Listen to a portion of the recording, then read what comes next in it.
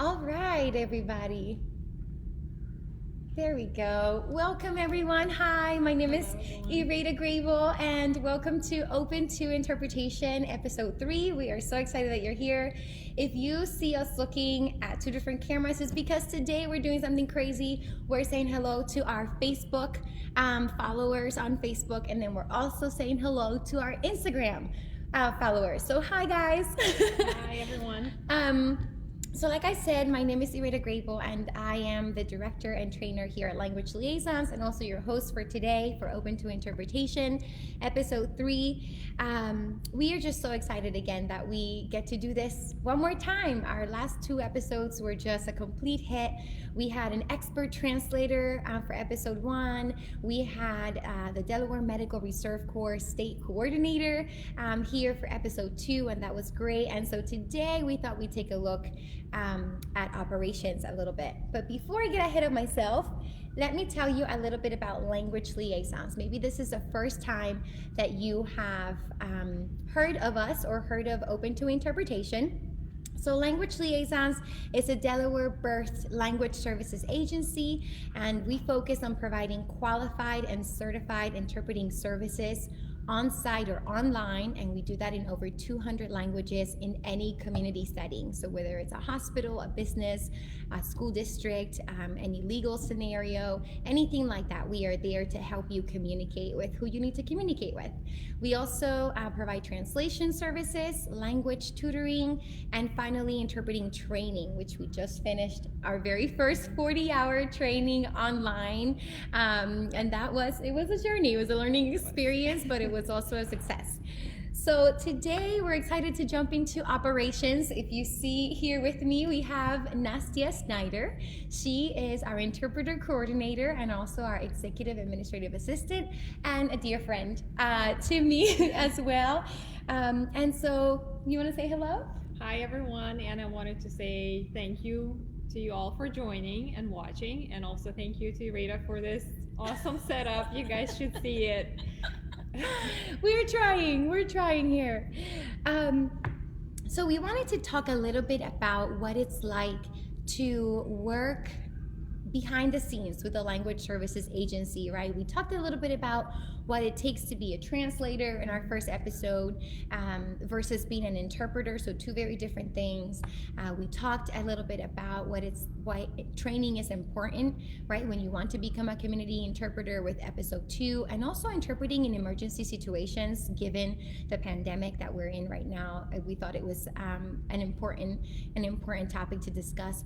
But today, let's look inward, right? Let's look behind the scenes of our own agency, and let's talk a little bit about how we operate, right? What does our day-to-day look like? Sometimes it's a little bit crazier than others, but that's why we have Nastia Snyder with us today to tell us more about operations. So Nastia, before we get started, why don't you tell us a little bit about yourself and, just who you are, how you got here, and how you found Language Liaisons. Well, it's quite a story, like I'm sure for a lot of interpreters who actually find us and our team as well. I was actually born in Kazakhstan. That was a part of USSR back then. When I was 5 or 6, my parents decided to move to Russia. So that's where I grew up, and I spent most of my life there. So education system is a little bit different in Russia, and English is taught in a lot of schools, but my parents chose to put me in a specific school that was more concentrated on languages. So I started learning English really early. I was about 6 when I started.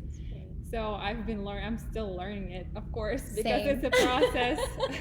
Same here. Yes, but it's something that I've always enjoyed doing. And by the time I was in middle school, high school, and I had to make a decision which college to go to, well, my first pick was actually, my dream was to become a designer. But by the time I got to actually getting into the school, I realized I was not ready. So my second pick was languages because I've always enjoyed it. And I was fortunate to get into a college and study linguistics and translation. We did study a little bit of interpretation, but it was not as extensive as translation. So we did mostly Russian, English, and some German translations as well.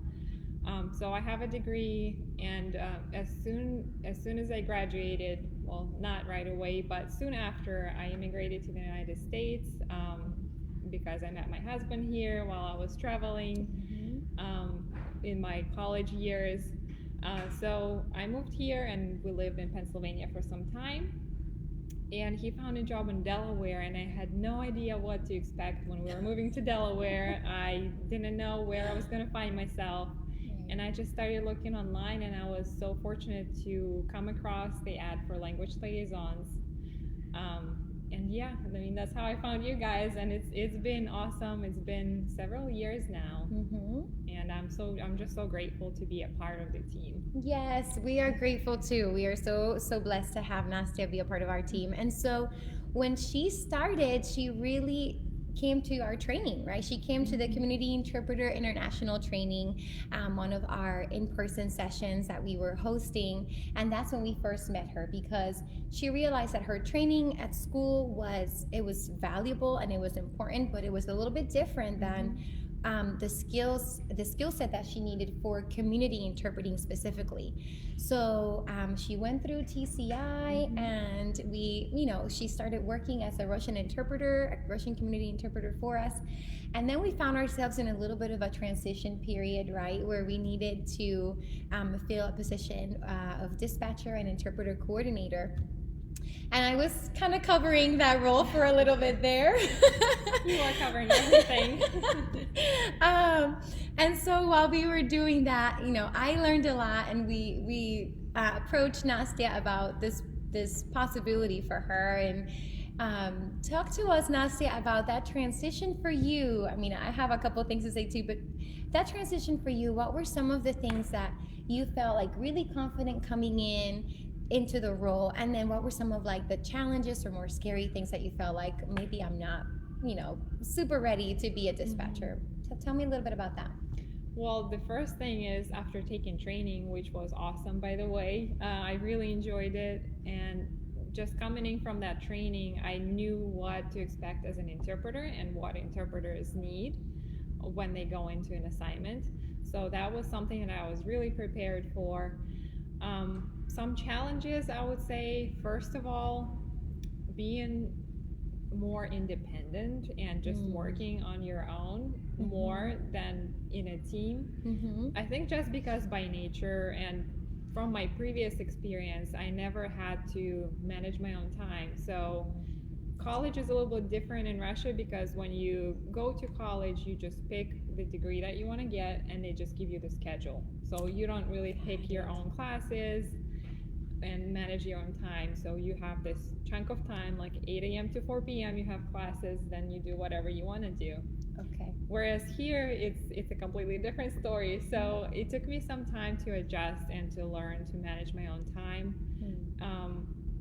And also have this flexible mindset that it may not be 9 to 5, because as you know, as dispatchers may get calls sometimes late at night, in the morning, maybe in the middle of the night. You really never know what's going to happen. So it's just being open and more flexible in that position is something that I don't want to say it was very hard, but it took some getting used to. And I like to think that I had an open mind when I came into this position. You did. You totally did. You totally did. Nastia just came in ready to learn. Something that we loved about her right away was that she just had this teachable spirit, right? She was ready to learn something new. She realized that this was going to take some different skills, right? But she was just always willing to learn and willing to. I remember her even coming to my house, right? Because I had just had my second baby, and so we were getting creative with how to train, and it was a fun time. And that's why we say that we really do have a team and a family atmosphere, because we really have been able to help each other through just life's transitions, and we really do train each other so that we can at any given point cover for one another if needed, right? Because we are a small business. There's only 5 of us in the admin team and the ops team, and so we really want to make sure that we're taking care of one another. And I think Leah and you did a great job training me, because there were times when I felt overwhelmed, but I never felt unprepared, because I That's good. always had you as support.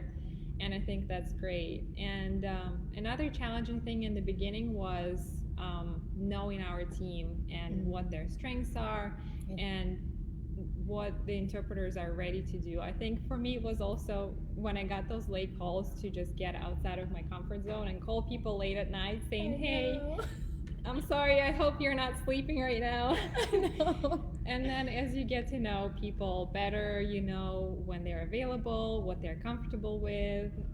That definitely helps in the long run. Yes, and that was great. I think everyone just embraced you right away. Absolutely. And I cannot tell you enough how many interpreters have reached out to me just to say, we love working with Nastia. Like, Nastia's doing a great job. It would not be possible without you, without our interpreters and our clients as well, because I felt like everyone was so patient and gracious and understanding. Yes, good. And that was one of the things that when I had to cover the dispatching role was also getting to know the clients, right? And getting to know what their needs were, specific needs, and making sure that I was, meeting those needs well, right? Do they need an interpreter that has more legal experience or a legal background? And if that's the case, then making sure that I was reaching out to the right interpreters for those opportunities. Same thing within like education or pharma, right? We had to, there was this one time that we got a request where right off the bat, they told us, we need interpreters that are not afraid of heights. And we were like, what? And turned out some of our interpreters, you may actually be watching this and you may know exactly what I'm talking about. Some of our interpreters ended up going to this pharma location, and they had to check on some of the equipment. And to be able to check on some of the equipment and interpret for the engineer, they had to climb quite high distances, right? I want to say it was like between 50 and like 80 feet or something like that. And they had to wear special shoes and helmets and all this stuff. And so anyways, it was very unique. And we have a couple more of those unique and more amusing requests that we have received. Why don't you tell us maybe one of those things? So I think one of the more amusing and interesting requests I received that I remember, it was not very long ago, maybe about a year ago or so. I get a phone call, and a gentleman is calling for his girlfriend who recently had gotten a tattoo, and he wanted us to translate the tattoo. It was a very large tattoo, like right across her back, in Arabic, and they just wanted to make sure that it was correct. And Nastia calls me with this request, and I'm like, well, sure, we can do that. I'm not even sure like how we, go about, charging or anything, but we were definitely able to help with that. So that was kind of a, random, diverse, that's one thing that we love about our job and our agencies, that we really do serve a diverse population, right? It's not just medical, it's not just education. We really are here for the entire community, and so we're grateful for that. I remember I think this happened when we didn't have either of us on the team, but I remember Leah, our founder and CEO, talking about this. There was, over a holiday weekend, there was a bus full of international students, and they were traveling within Delaware, and there was a major accident. And most of the students on the bus needed interpreters, and it was like late at night, and we just remember getting a phone call from the hospital saying we need all these languages, and just needing to call everyone at that time, and for all these rare languages, right? It was another very unique experience. We haven't had anything like that happen since. But just knowing that responsiveness is really one of our core values, and it's what we live by, whether it's responding to each other, as a team, but also responding to our clients. And so we were able to take care of that situation and get a bunch of different interpreters into the hospital setting and help out with that at the emergency department. But yeah, just some unique anecdotes, right? Okay, so maybe now we can talk a little bit about just the skills that you would need, right? Like maybe you're thinking out there, you're watching this and you're thinking, hey, I would love to, I'm an interpreter, right? But I would love to kind of venture into, maybe applying for an admin position with an agency. And so, what are some of the skills that you think interpreters out there should keep in mind and should work on now before reaching out to an agency to say I want to help in the administrative side of things? Well, like I already mentioned, having the training is a huge plus because you already know what interpreters expect and Yeah. how they work. Yeah. Um, and also, if you're a freelance interpreter, I'm sure you know what it's like managing your own business and your own time. So that's definitely helpful. Um, but I would also say just being flexible. Like you mentioned, we're learning each other's position and just being open to learning new things. Because even with what's going on this year, we had to all step away from our roles at some point and just learn something new and how we could adjust to the situation and still stay in our role, but also inquire new skills that we could implement in this world. Definitely, definitely. So taking the Community Interpreter International is huge for us. Something that we pride ourselves in is that all of our admin team members are interpreters and they have the interpreting training. And we love that because then as we work with interpreters and as we listen to their needs and try to get them the best opportunities out there, we know, right? Like we know what it's like to be the interpreter. We are, we still, sometimes if we absolutely have to, we will still step in and cover assignments as needed. So that's something that we think it's really important. Even our intern that we knew wasn't going to be necessarily interpreting for us, we still asked him to go through the 40-hour training with us just so that he really understood the field, from the inside out. And I think that that was very helpful for him. At the end, he was like, I am so grateful that I went through that experience because I wouldn't have fully understood what I was working for or with without having that knowledge. So I would say definitely having an updated training like the Community Interpreter International would be good just to understand how the field has changed even in the last few years, right? Especially this year.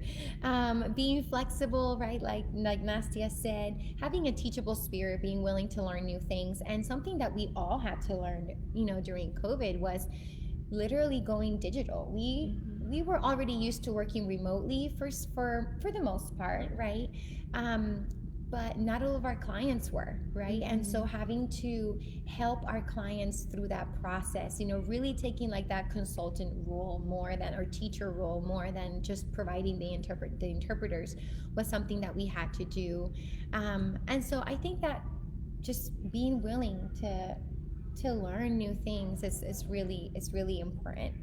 Um, we Let me see what else. I would also say having the skill to listen. That's the one thing that's huge. It helped me so much in the beginning. Just listen to what the client needs. Yes. And listen. We listen to our team as well. And I think that's what's unique to our little business as well, small business, because we kind of combine the position of being HR and being client support, because when something happens and something goes out of control, we will listen to both parties. Yes. And that's how we resolve any issues, because we want to understand both sides.